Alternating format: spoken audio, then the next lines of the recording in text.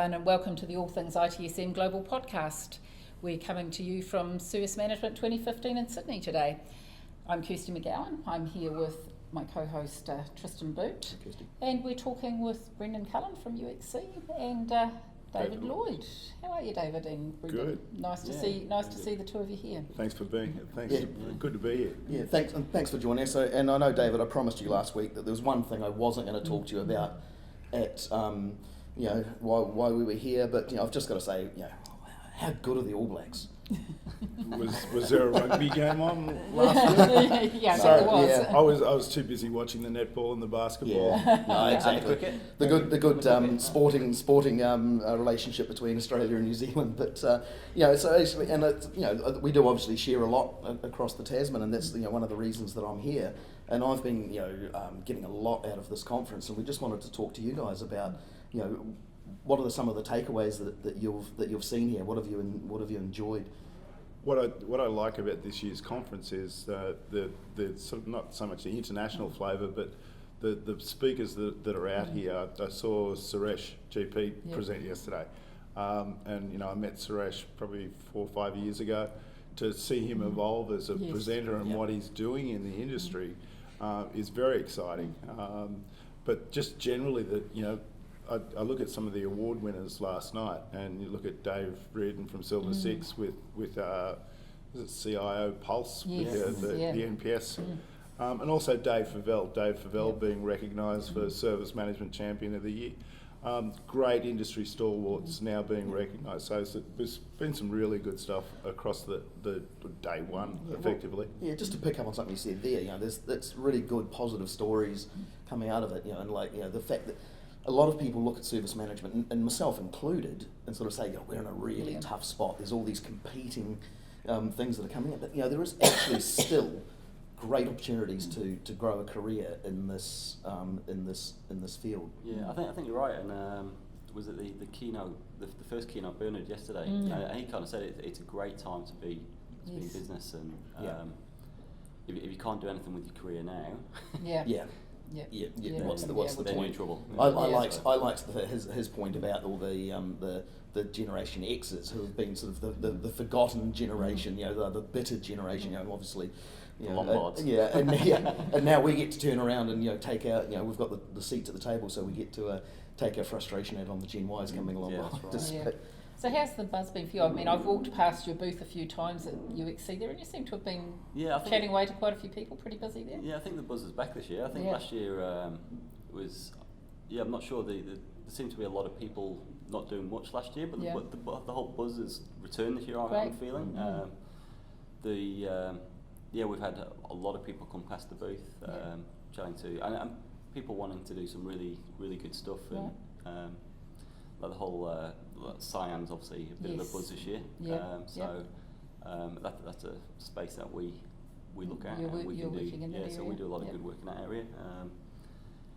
But generally, people are excited again, I think. Last year seemed to be a bit of a lull. A little bit flat. People seem to be a bit more excited about it. I mean, how are you finding the whole Cyan things taking off here? Is it getting a good buzz around it? Lots of... There definitely seems to be. I think it's going to be... I think Siam and probably Resilia are going to be the big things over the next 2, maybe 3 years. Yeah, that whole cybersecurity space is, companies are really realising that they have to do something. That it's not a matter of if they get breached, it's probably a matter of when and what are they going to do about it. And I think that was actually in Michael's presentation yesterday. He was saying something like 80% of companies expect to be victims of an attack in the next year. What we're doing, I think what we're doing isn't enough. We need to do. We keep doing that, but we need to do more. So I think it's a massive. Yeah, I think he was saying 100% of penetration tests actually succeed in penetrating networks, and that's social engineering. It's pretty frightening, really. It is really frightening. Yeah. Especially when I'm working at the moment for a customer in health. I mean, you think about those sort of networks being breached. That's pretty frightening. Yeah, I'm working in client I'm working for at the minute is a health client, and it's little things like USBs, and you don't think like you have an unencrypted USB, and you just don't think sometimes about the damage that could actually cause. Yeah. So it's scary. So but it's the whole people focus we need to. I think that was that's right.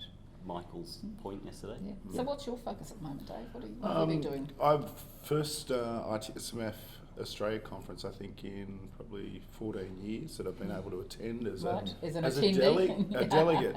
So, my view on the conference, and especially looking around the exhibition area, there's new faces, there's fresh service, Atlassian, obviously growing out, everyone knows Jira, but not a lot of people know about, Atlassian and their service management capabilities. So there are some new representatives on the exhibition floor. So it's been great for me to go around and talk to people.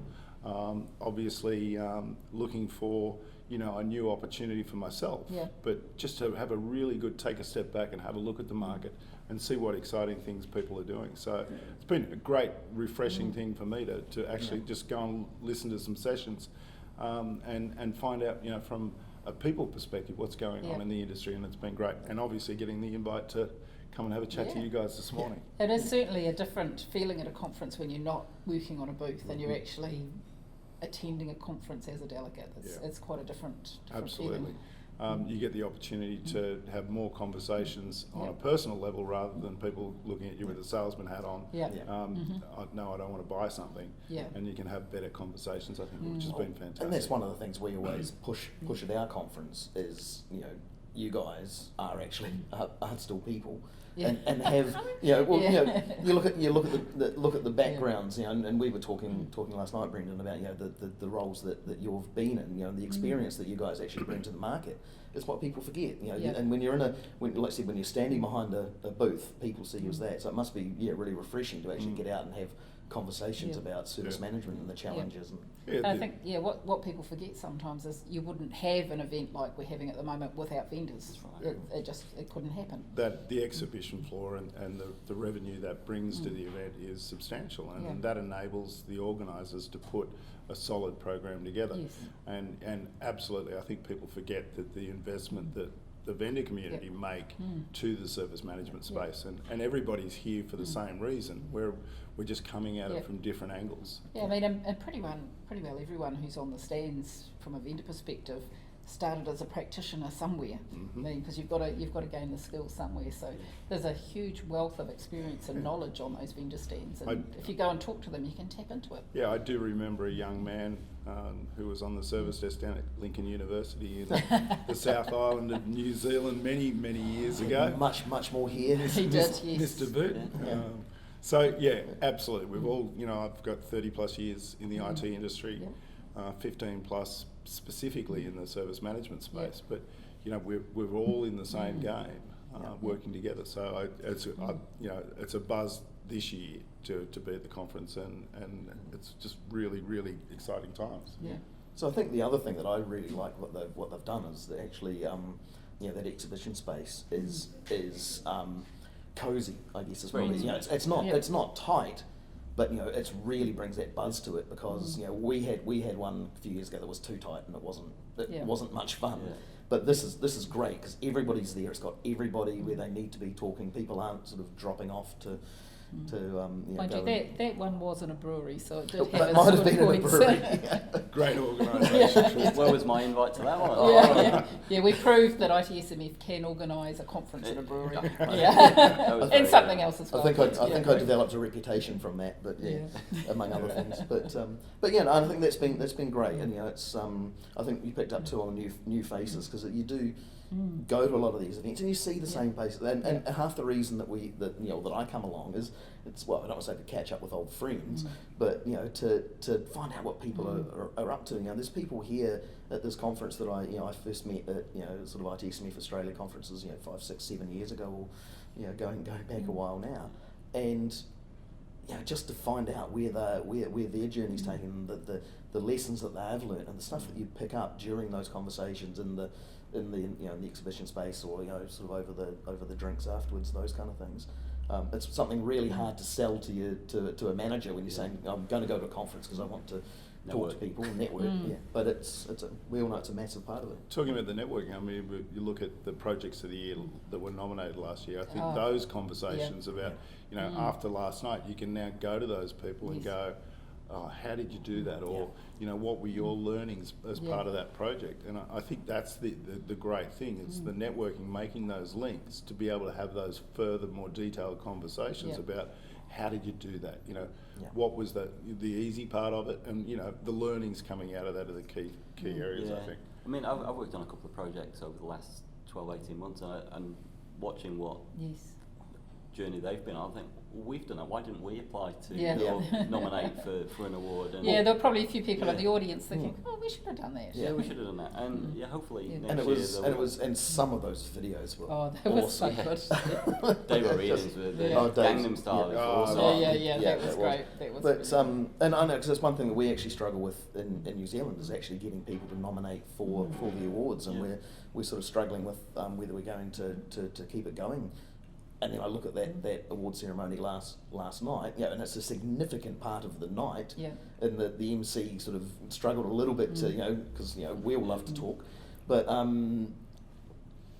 I think it's actually a really valuable part to feedback. So we need to work out how we're going to make that work. Just quickly on that point, I thought that if you could have a presentation in the main conference stream of the nominations, and then get people to actually into a little bit more detail to understand. It would have been good to see some more. That would be fantastic to see more detail. And I think you mentioned last night as well, actually you could actually have them voting. On that, do the presentation and then have the crowd vote. That would be interesting. But, anyway, thank you so much for your time this morning, gentlemen. It's been a pleasure chatting to you. We'll let you get back to the conference and have some more fun and some networking and learn some more stuff down there. Talk to you again after the World Cup. Yeah. Bring it on. Thanks.